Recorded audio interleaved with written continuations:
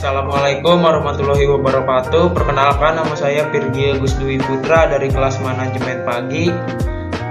Kali ini saya ingin membuat video pembelajaran tentang persamaan akuntansi. Pertama, ada pengertian persamaan dasar akuntansi. Pengertian persamaan dasar akuntansi adalah suatu persamaan yang menggambarkan posisi aktiva, hutang, dan ekuitas yang diakibatkan adanya transaksi yang terjadi pada perusahaan.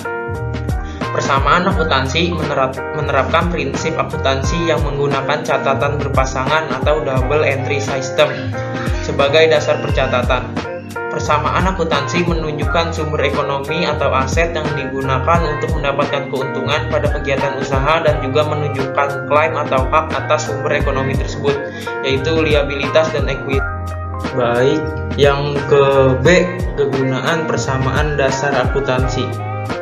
Kegunaan persamaan dasar akuntansi antara lain untuk menggambarkan bahwa sebuah transaksi itu mempunyai pengaruh sedikitnya dua golongan rekening atau mengetahui perubahan unsur atau posisi keuangan perusahaan, yakni untuk mengetahui perubahan posisi harta atau aset, utang atau liabilitas, dan modal atau ekuitas perusahaan. Yang ke C adalah rumus persamaan dasar akuntansi. Rumus pertama, rumus dasar tentang akuntansi yang secara matematis dapat dirumuskan sebagai berikut. Aktiva sama dengan hak kekayaan. Aktiva sama dengan utang plus modal, atau aktiva min hutang sama dengan modal. Penjelasannya itu H sama dengan harta, yaitu semua milik kekayaan dari suatu perusahaan, dan U sama dengan utang, yaitu kewajiban perusahaan terhadap pihak lain, dan M sama dengan modal, yaitu hak pemilik perusahaan. Di sini ada rumus keduanya, H sama dengan U plus buka kurung M plus P min B tutup kurung. B sama dengan biaya pengorbanan untuk memperoleh penghasilan, dan P sama dengan pendapatan adalah bertambahnya aktiva perusahaan. Harta bersaldo normal di debit bertambah dan jika di kredit berkurang, sedangkan pendapatan bersaldo normal di kredit bertambah dan jika debit berkurang, biaya mengurangi modal sedangkan pendapatan menambah modal. Yang ke D ada unsur-unsur persamaan dasar. Yang pertama ada aset. Aset adalah semua sumber daya yang dimiliki perusahaan yang digunakan dalam operasi perusahaan. Karakteristik umum yang dimiliki oleh aset adalah kemampuan untuk memberikan jasa dan manfaat di masa mendatang. Subkelompok aset adalah sebagai berikut. Yang pertama ada aset tetap, kedua aset pelancar, ketiga investasi jangka panjang, keempat aset tetap tidak terwujud, kelima aset lain. Berikut adalah penjelasan dari subbab tersebut. Aset tetap. Aset tetap atau fixed asset adalah kekayaan perusahaan yang pemakaiannya dalam waktu lama atau lebih dari satu periode akuntansi. Aset tersebut digunakan dalam kegiatan normal perusahaan serta mempunyai nilai material relatif besar nilainya. Contohnya tanah, gedung, bangunan, mesin, dan kendaraan. Yang kedua ada aset lancar. Contohnya ada kas, deposit bank, surat berharga, piutang usaha, piutang wesel, persediaan barang dagang, perlengkapan kantor, perlengkapan toko, beban biaya di muka, pendapatan yang masih harus diterima. Ketiga ada investasi jangka panjang. Investasi jangka panjang adalah penanaman modal pada perusahaan lain dalam jangka panjang, yang tujuannya selain untuk memperoleh tambahan pendapatan juga untuk mengontrol atau mengendalikan perusahaan tersebut, seperti investasi dalam saham dan obligasi. Yang keempat, aset tetap tidak berwujud. Ada goodwill, hak paten, hak cipta, merek dagang, hak sewa atau leasing, dan keenam franchise. Aset lain-lain. Aset lain-lain atau holder aset adalah aktiva yang tidak dapat digolongkan dalam 4 jenis aktiva di atas. Contohnya biaya emisi saham dan aktiva tetap yang tidak dipakai. Masih dalam unsur-unsur persamaan dasar, yang kedua ada liabilitas. Liabilitas atau utang adalah kewajiban membayar kepada pihak lain yang disebabkan oleh tindakan atau translate sebelumnya. Berdasarkan jangka waktu pelunasannya, kewajiban diklasifikasikan ke dalam 3 kelompok, yaitu yang pertama liabilitas lancar, kedua liabilitas jangka panjang, dan liabilitas lain-lain. 3 kelompok liabilitas. Yang pertama, lancar. Liabilitas lancar atau utang lancar adalah kewajiban yang harus dilunasi dalam jangka waktu tidak lebih dari 1 tahun atau siklus normal operasi perusahaan, yaitu utang usaha, utang wesel, utang beban, dan pendapatan diterima di muka. Yang kedua, liabilitas jangka panjang, yaitu adalah kewajiban yang harus dilunasi dalam waktu lebih dari 1 tahun atau siklus normal operasi perusahaan. Misalnya utang hipotek, utang obligasi, dan kredit investasi. Yang terakhir, liabilitas lain-lain. Liabilitas atau utang lain-lain meliputi semua kewajiban yang tidak sesuai untuk diklasifikasikan sebagai kewajiban lancar dan kewajiban jangka panjang. Contohnya adalah uang jaminan yang diterima dari pelanggan. Yang ketiga ada ekuitas. Ekuitas atau modal adalah hak pemilik atas aktiva perusahaan yang merupakan kekayaan bersih atau jumlah aktiva dikurangi kewajiban. Ekuitas terdiri dari setoran pemilik dan sisa laba yang ditahan. Ada pendapatan dan beban. Pertama, pendapatan. Pendapatan adalah penambahan jumlah aktiva sebagai hasil operasi perusahaan secara bruto. Pendapatan diperoleh karena adanya penyerahan atau penjualan barang atau jasa atau aktiva lainnya dalam satu periode. Pendapatan dibedakan menjadi 2 kelompok, yaitu yang pertama ada pendapatan operasi.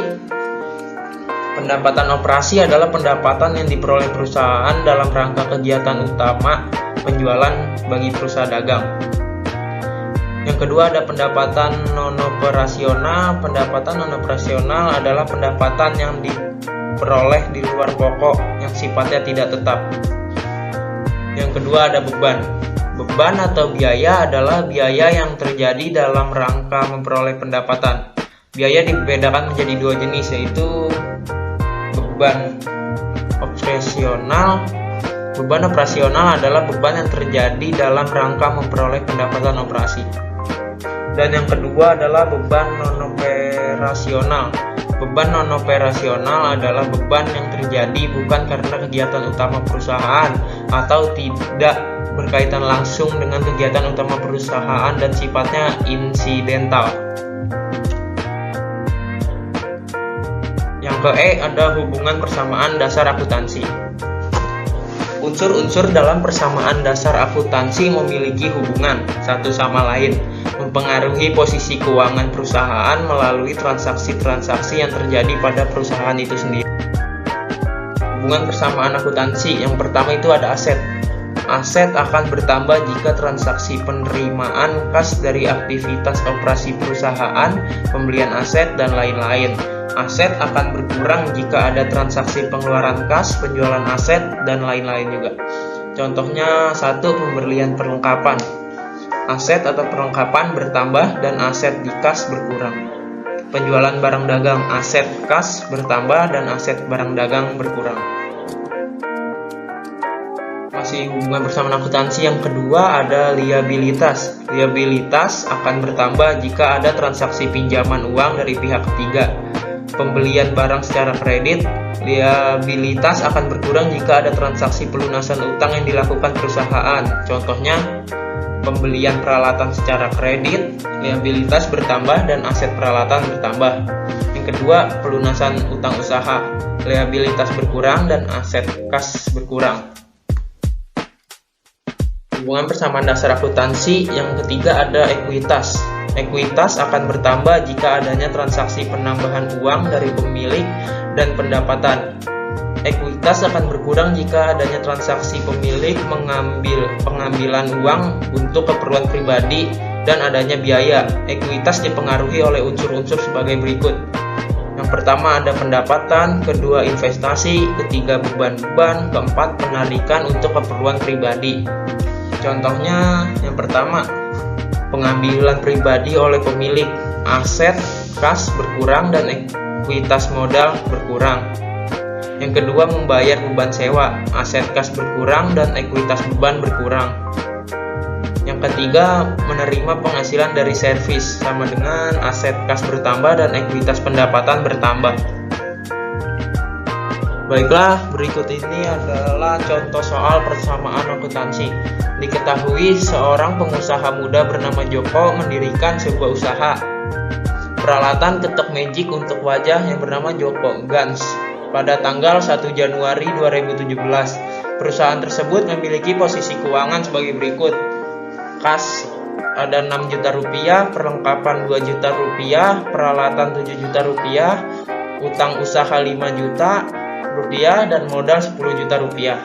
Transaksi yang terjadi selama bulan Januari 2017 di Joko Guns adalah sebagai berikut.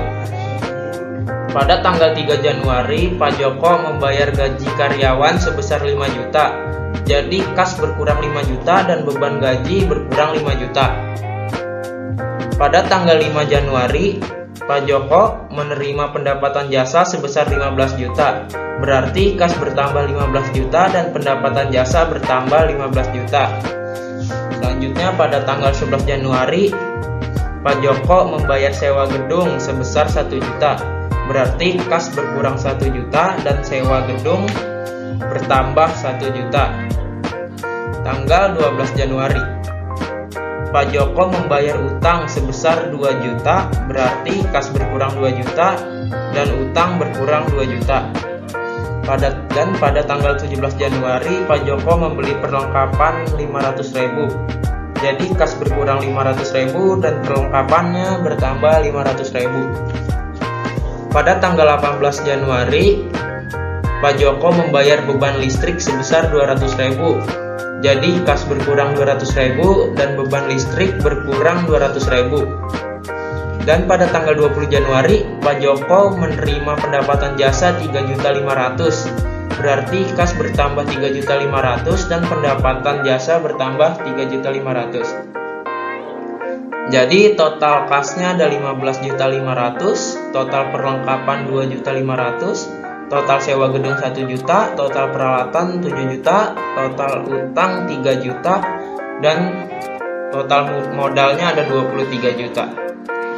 Jadi aset Pak Joko ada 26 juta dan utang plus modal 26 juta juga. Hasilnya balance. Baik, terima kasih. Mungkin cuma itu video pembelajaran kali ini yang dapat saya sampaikan. Kurang lebihnya mohon maaf. Saya akhiri saja. Assalamualaikum warahmatullahi wabarakatuh.